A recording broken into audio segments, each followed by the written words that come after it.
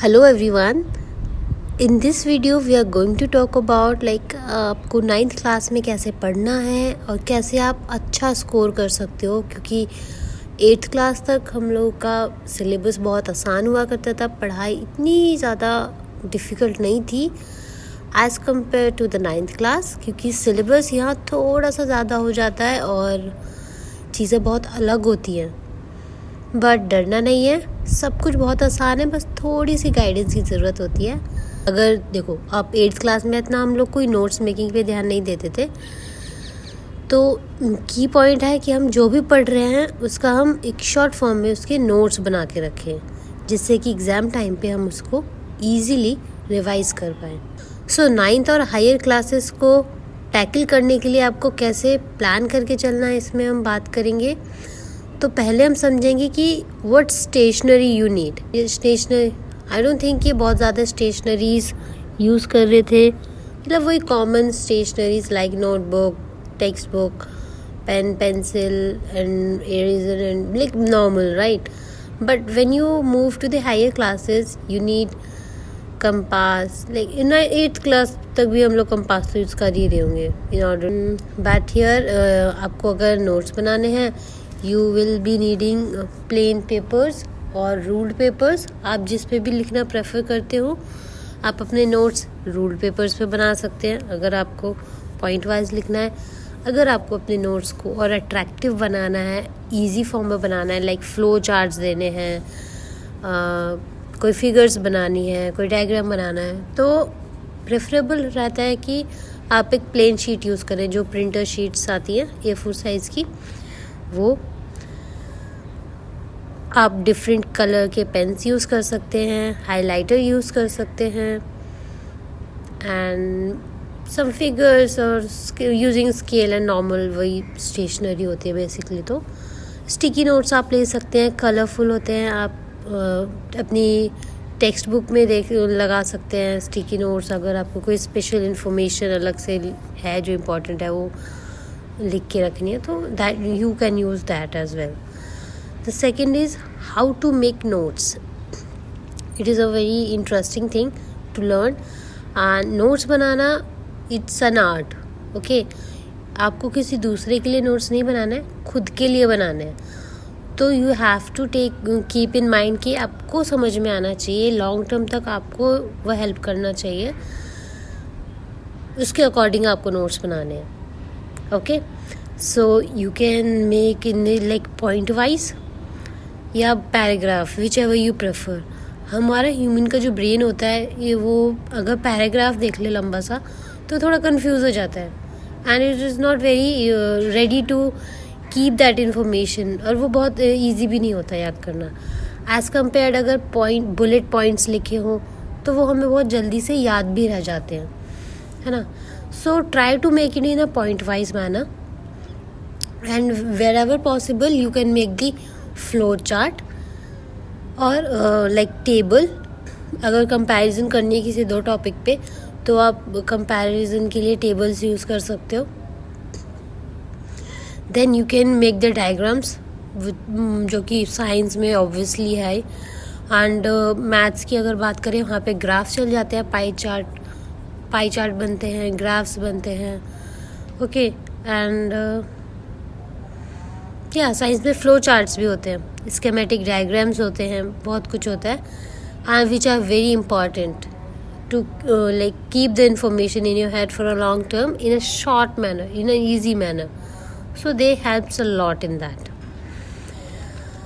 Now the third is which books to use.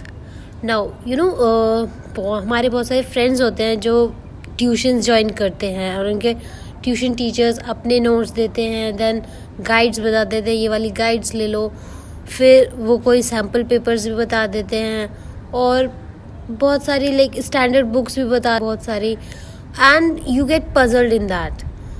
Trust me, कोई ज़रूरत नहीं है इतनी सारी बुक्स लेने की, अपने फ्रेंड्स से इन्फ्लुएंस होने की, क्योंकि वो भी इतना नहीं पढ़ पाएंगे. यार बच्चे हम, ठीक है, ब्रेन की कैपेसिटी अभी उतना ही वो झेल सकता है. So do not be harsh on your self. Trust me, अगर आप NCERTs अच्छे से फॉलो करते हो एंड उसके साथ में हेल्प करने के लिए एक गाइड ले लो. Okay, you can get a reference for the answers from there and it will be enough, more than enough. In fact अगर आप NCERT ही अच्छे से करते हो ना, आपको दूसरी कोई और बुक लेने की ज़रूरत ही नहीं है. Just for the sake of like to get an idea, like आपको कैसे आंसर लिखना है, उसके लिए आप गाइड्स यूज़ कर सकते हो and which will be like more than enough. उसके अलावा आपको अदर बुक्स लेने की ज़रूरत नहीं है, बिल्कुल भी नहीं है. इनफैक्ट रेस्ट आपकी मर्ज़ी. अगर आप अपने फ्रेंड से इन्फ्लुएंस होके 50 बुक्स एक्स्ट्रा लेना चाह रहे हो, then that's your call. Okay, then the next is online apps. आजकल तो बहुत सारी ऐप्स भी मार्केट में हैं, because we know it's a digital India kind of a thing now. बहुत सारी चीज़ें डिजिटल ही हो रही है, इनफैक्ट ऑलमोस्ट सारी. ठीक है, so there are apps where you can make your notes in a digital manner.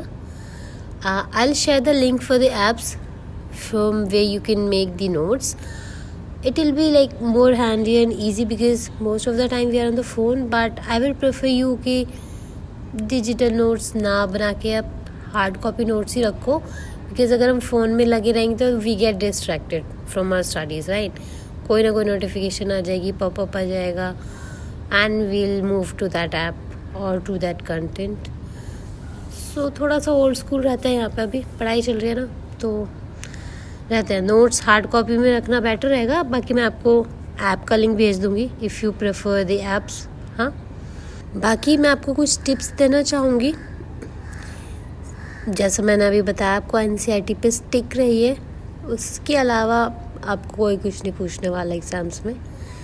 ठीक है, और हाँ, you have to be consistent. आपने बचपन में हम सब ने वो स्टोरी सुनी है ना, अभी भी सुनते रहते हैं, कभी न कभी दिमाग में आ जाती है, वो कछुए और खरगोश वाली, जहाँ पे कछुआ जीत जाता है और खरगोश हार जाता है. 8th क्लास तक तो यार चल जाता था वो कि हम एक रात पहले बैठे और पढ़ लिया एंड एग्ज़ाम दे दिया. But in 9th class it won't be the case.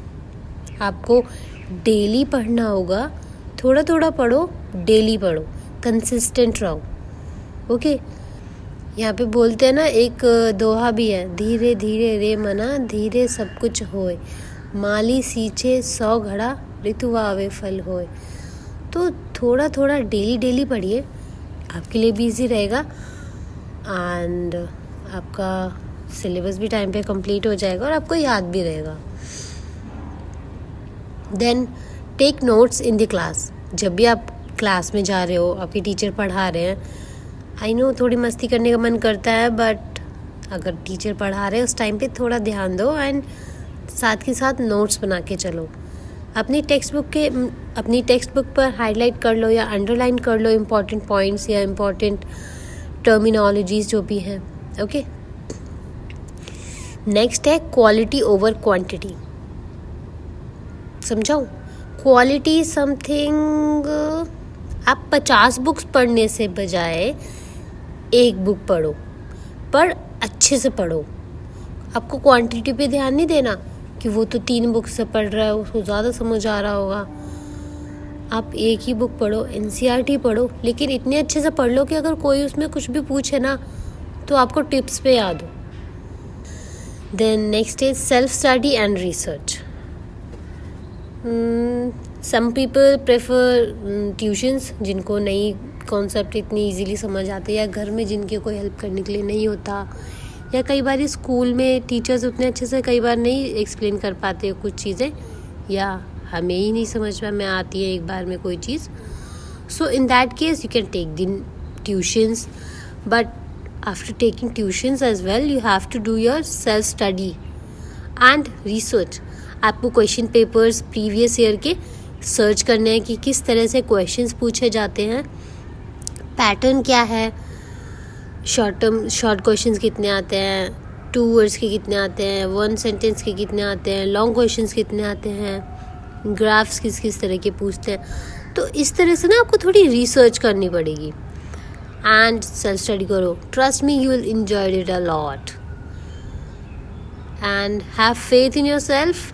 आप खुद भी पढ़ोगे तो बहुत अच्छे मार्क्स ला सकते हो. मैं भी लाई थी. सो जोक्स अपार्ट, राइटिंग प्रैक्टिस करनी है। 8th क्लास तक हम लोग को इतना नहीं लिखना पड़ता था एग्ज़ाम्स में, 9th में भी इतना नहीं लिखना पड़ेगा, बट आगे की क्लासेस में थोड़ा लिखना पड़ेगा ज़्यादा। ठीक है, हमें अपनी थोड़ी थोड़ी कैपेसिटी बढ़ानी होती है, तो आप नोट्स मेकिंग के साथ साथ थोड़ा थोड़ा राइटिंग प्रैक्टिस भी किया करो, क्योंकि इंग्लिश जैसे सब्जेक्ट में हमें लिखने पड़ते हैं ना, एसेज वगैरह आ जाते हैं, तो have to do your practice in the writing. The next is solve sample papers with time. आप सैम्पल पेपर्स, जब आपका सिलेबस कंप्लीट हो जाए ना, एकदम से नहीं सारी चीज़ें करनी है। सिलेबस जब आप कंप्लीट कर लो एग्ज़ाम्स के पहले, आप रिवीजन भी कर लो, उसके बाद आप सैम्पल पेपर सॉल्व करने की कोशिश करो। और जितने टाइम का आपका एग्ज़ाम होता है ना,